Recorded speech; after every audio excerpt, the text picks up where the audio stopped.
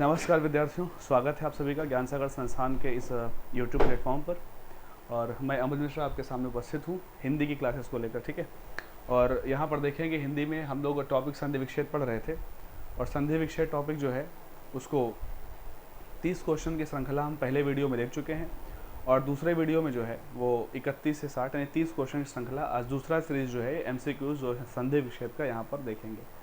तो चलेगा, संधि विच्छेद के दूसरे वीडियो में आप सभी का स्वागत है। देखते हैं। तो आज की सीरीज़ का जो पहला प्रश्न है, बताना है आपको कि सही संधि विच्छेद वाला विकल्प कौन सा है। आपको इसमें पहचानना है कि सही संधि विच्छेद किसमें है। तो यहाँ पर जैसे आप अगर देखोगे, ठीक है, यहाँ पर आप देखेंगे अति धन अधिक या अत धन अधिक या अत्यधिक, ठीक है, अत्यधिक। तो सही जो ऑप्शन इसका है ये अति धन अधिक, ठीक है, क्योंकि जो अति धन अधिक लिखा हुआ है इसमें मेल किसका किसका हो रहा है, अगर ध्यान देंगे आप, अति धन अधिक, ठीक है। और यहाँ पर जो देखेंगे आप छोटी ई और ये है स्वर, यानी कि जब छोटी ई के साथ स्वर का मेल होगा तो ये क्या बन जाएगा, या बनेगा। ठीक है, छोटी ई या बड़ी ई के साथ जब किसी भी असमान स्वर का मेल होगा तो जो वो है आपका क्या बनता है, या बनता है। और ये संधि जो है आपकी यण स्वर संधि है। ठीक है, ये संधि कौन सी है, स्वर संधि में जो चौथा पार्ट है यण स्वर संधि, ये उसी का पार्ट रहेगा। ठीक है, तो पहले क्वेश्चन का सही आंसर अति धन अधिक और यण स्वर संधि इसमें होगी। इसका जो बनेगा वो शब्द क्या बन जाता है, सद बनता है अत्यधिक। शब्द क्या बनता है, अत्यधिक।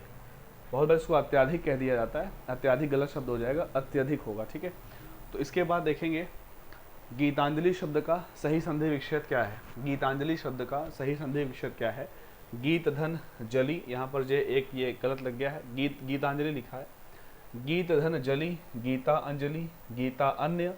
ठीक है, जैसे अब ये इस तरह के ऑप्शन है ना, तुरंत गलत कर देने हैं आपको। ठीक है, और गीत धन अंजलि सही ऑप्शन आपका डी है। ठीक है, और संधि कौन सी है ये, गीत धन अंजलि, ता में छोटा अ और इधर भी छोटा अ। जब समान स्वरों का मेल होता है तो वो संधि होती है दीर्घ स्वर संधि। समान स्वरों का मेल हो, संधि कौन सी है, दीर्घ स्वर संधि है। ठीक है, गीत धन अंजलि बराबर गीतांजलि। थर्ड क्वेश्चन में चलेंगे, सूर्योदय शब्द में कौन सी संधि है। सबसे पहले सूर्योदय का हम अगर संधि विच्छेद करते हैं तो क्या होता है। ठीक है, आप सभी आंसर गेस करिएगा तभी तब तक। और ये हमने यहाँ पर लिख दिया है सूर्य धन उदय, या में यहाँ पर अ है और इधर यहाँ पर उ है। ठीक है, आ और उ का मेल होता है तो ओ की मात्रा बनती है। अब बताइएगा, गेस कर चुके होंगे आप तक, इसमें कौन संधि है, गुण है, यण है, वृद्धि या फिर दीर्घ। तो यहाँ पर आप आंसर गेस कर चुके हैं, सही आंसर है गुण स्वर संधि। ठीक है, इस तरह का जो मेल होता है वो कहाँ पर होता है बच्चों, गुण स्वर संधि में ही इस तरह का मेल आपको देखने को मिलेगा। ठीक है, आगे बढ़ेंगे क्वेश्चन संख्या 4 पर। तो प्रतिधन आघात शब्द का सही संधि रूप क्या होगा। प्रतिधन आघात, सबसे पहले तो यहाँ पर आप ये देख लो, छोटी ई और इधर पर क्या है, बड़ा आ।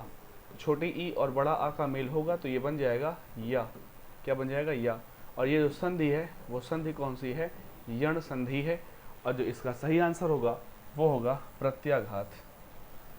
सही आंसर क्या होगा, प्रत्याघात।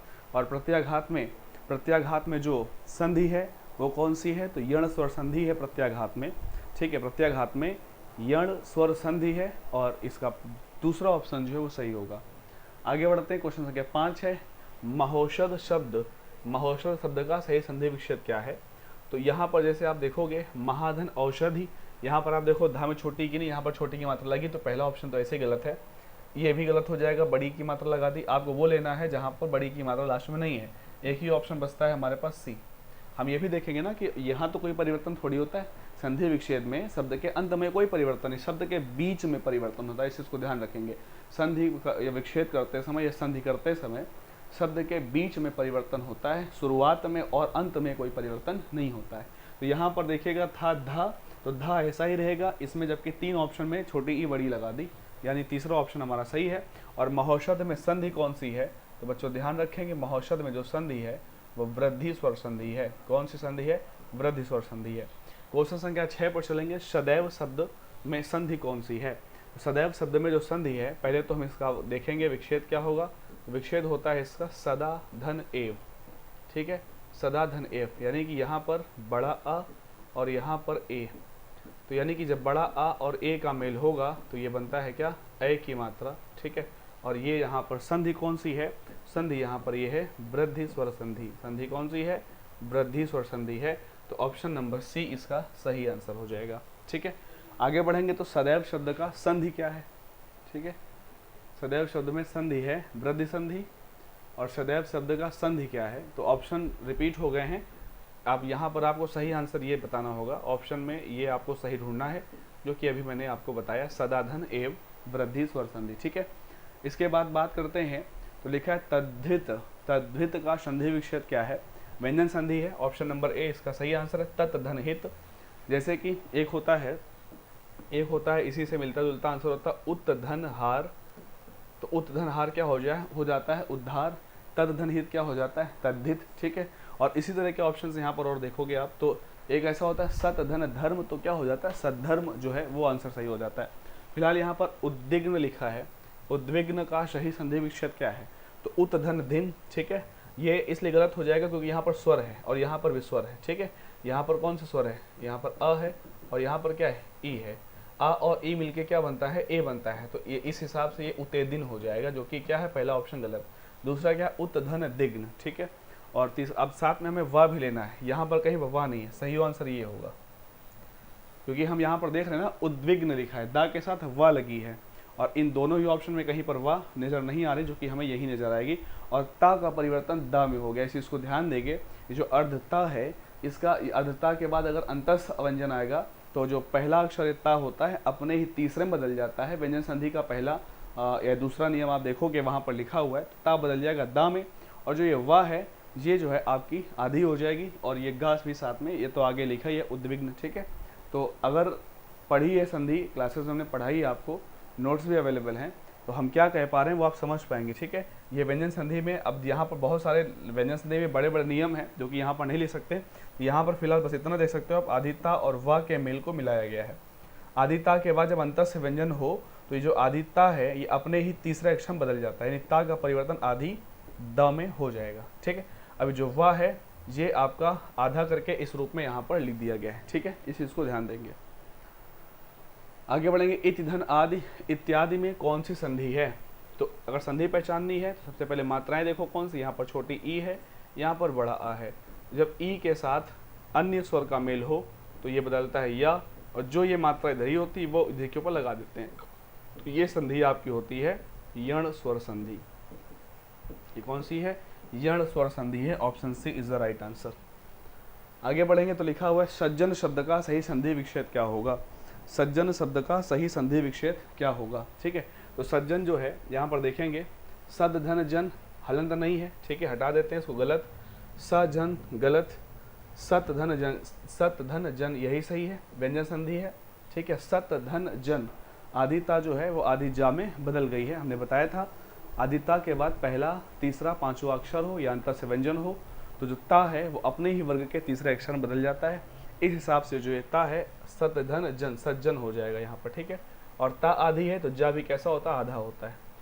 आगे बढ़ेंगे तो सही संधि विच्छेद करें। वि धन द्यार्थी गलत हो जाएगा, विद्यार्थी विद्या धन आर्थी गलत है, विसर्ग संधि बिल्कुल नहीं होती, विद्या धनर्थी होता है, विद्या धनर्थी सही आंसर।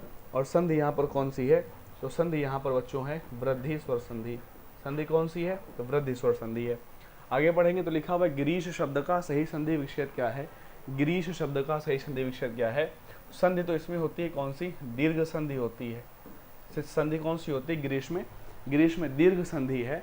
गिरिधन ईश, यही इसका सही आंसर है, बचपन से आप सभी पढ़ते आ रहे हो, गिरिधन ईश।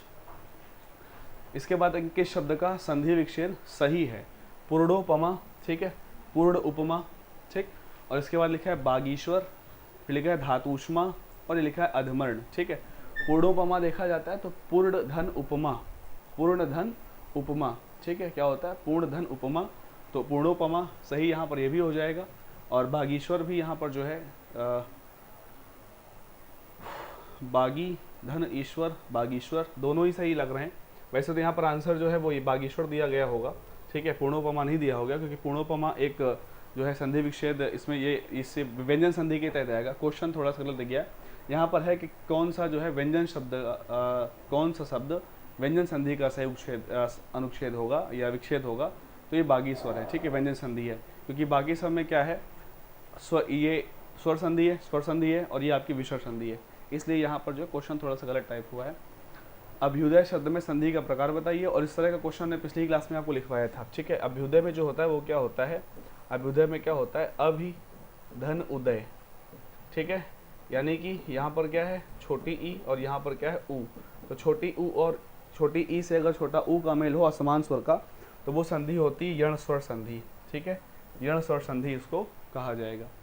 आगे बढ़ते हैं, तो लिखा हुआ है कौन से शब्दों में संधि विच्छेद अशुद्ध है, शक धन अंधु बराबर शकंधु, देखिएगा यहाँ बराबर लिखा हुआ है, जो कि इन सब में गलत है, प्रभु धन दयाल प्रभु दयाल, ठीक है, और ये पतत धन अंजलि ये बराबर पतंजलि, और नव धन रात्रि बराबर नवरात्र, ठीक है, ये यहाँ पर देखना है, ये बराबर का निशान नहीं यहाँ पर लिखा है, तो शक धन अंधु शकंधु, प्रभु धन दयाल प्रभु दयाल, ठीक है, तो यहाँ पर जो है संधि विच्छेद अशुद्ध है, ठीक है, एक तो ये अशुद्ध है और एक ये भी जो है आपका अशुद्ध है, क्योंकि यहाँ पर बड़ा ऊ है और यहाँ पर क्या है द है, ठीक है, यानी कि ये जो है चीज़ यहाँ पर मेल नहीं खाएगी, संधि विच्छेद के नियमों के तहत ये नहीं आएगा।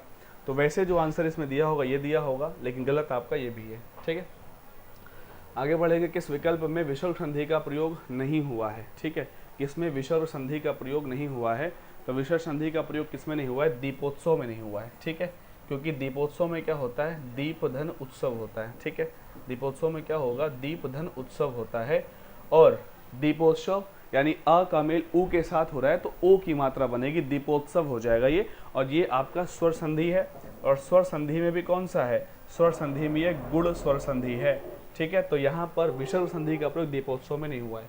आगे बढ़ जाते हैं, तो किस विकल्प में व्यंजन संधि का प्रयोग नहीं हुआ है, व्यंजन संधि जो है यहाँ पर जो सही शुद्ध शब्द होता है वो लिखा होता है कि लास्ट में सा होता है, क्या लिखा होता है, क्या होता है, चिदाभास, इसका मतलब चित्त आभास, चित्त धन आभास बराबर होता है क्या, ये हो जाएगा चिदाभास, तत् धन अर्थ हो जाता है तदर्थ, वाग वाक धन ईश्वर वागीश्वर, ठीक, और ये यहाँ पर क्या है तिरोहित, ठीक है, कह रहा है कि किसमें व्यंजन संधि का प्रयोग नहीं हुआ है, यहाँ पर नहीं हुआ है, क्योंकि इसका मतलब क्या होता है, यहाँ पर विसर्ग है, क्या होता है तिरह धन हित, क्या होता है तिरह धन हित, तो ये हो जाता है तिरोहित, ठीक है, इसी में नहीं है, बाकी सब में क्या है व्यंजन संधि है, ठीक है, व्यंजन संधि हमने क्या बताई है, क्या होता है चित्त धन आभास, ये क्या है चित्त धन आभास, ठीक है, तो ये हो जाएगा क्या, ये वाला शब्द गलत है, ठीक है।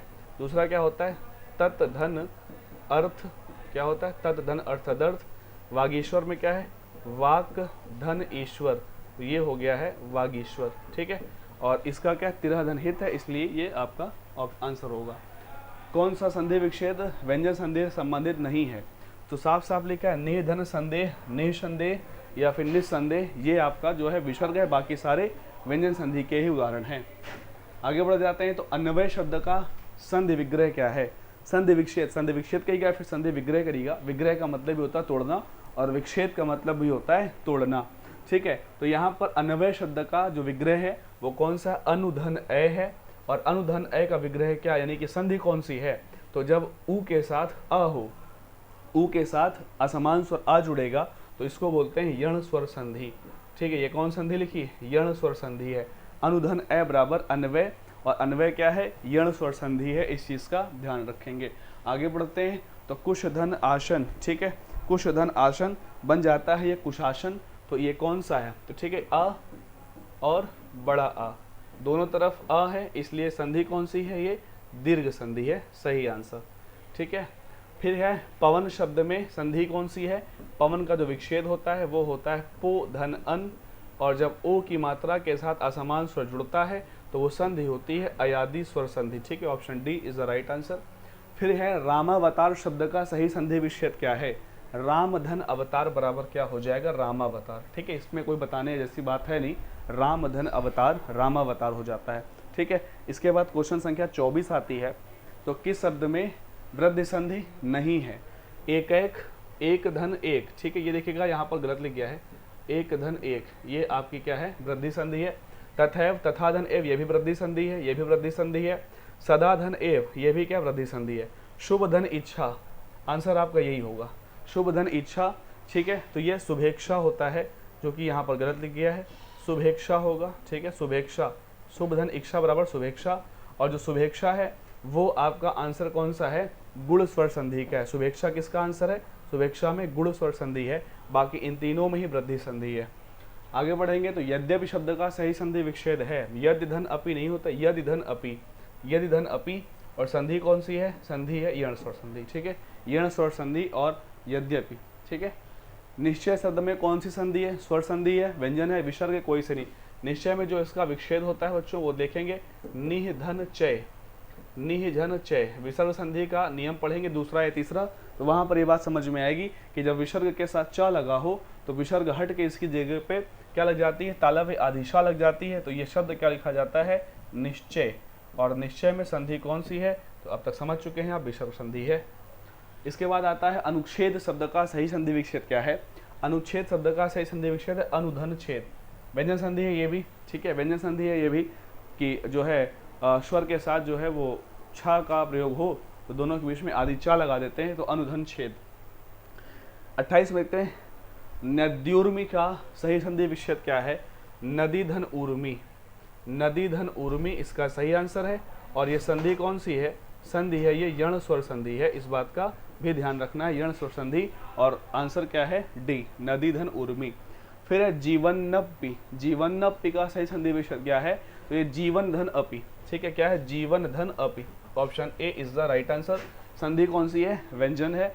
आज की सीरीज का आखिरी और 60 नंबर क्वेश्चन है, ठीक है, कौन सा लिखा हुआ है, हाँ, दीर्घ संधि का उदाहरण कौन सा है, निधन फल, ये आपकी विसर्ग संधि है, निधन फल ये विसर्ग है।